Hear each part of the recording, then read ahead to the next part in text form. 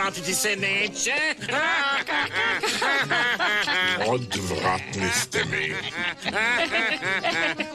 Međutim, moja kultura mi nalaže da svejedno moram da vas izljubim.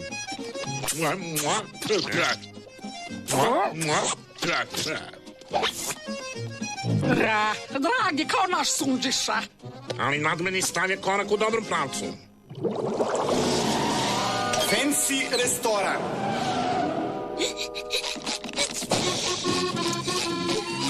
Kakvo je ovo đubre? Ovi me ne bi obrisao ni zadnjicu. Jau, počni iz početka. A ovo? Ovi me ne bi ni obrao zadnjicu posle pažljivog brisanja. Stani u čošak i razmisli o svojim postupcima. I gde je moj novi kuvar? Evo me, gospodine. Stigao si! Bonjour! A sada, idi na svoje mesto i pripremi mi najbolje jelo!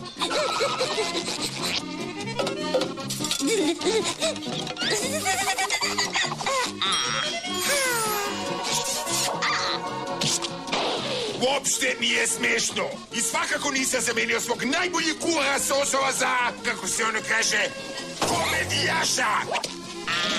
Evo. Pripremi mi gurman luk. Odmah. Siguran sam, posle silnih godina u kuhinji mogu da pripremim nešto. Osim... Samo se zagrevam. Ajde, sunđer Boba.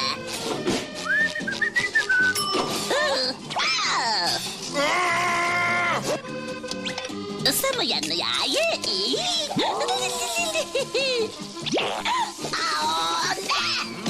Nije ni to.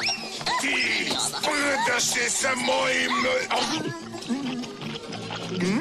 Ovo je fantastično. Kako se zove? Kibina pljaskavica.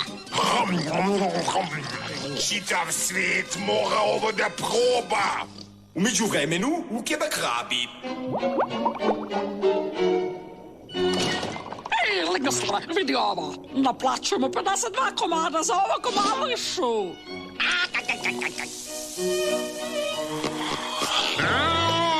Pa šta je ovo? Ne znam.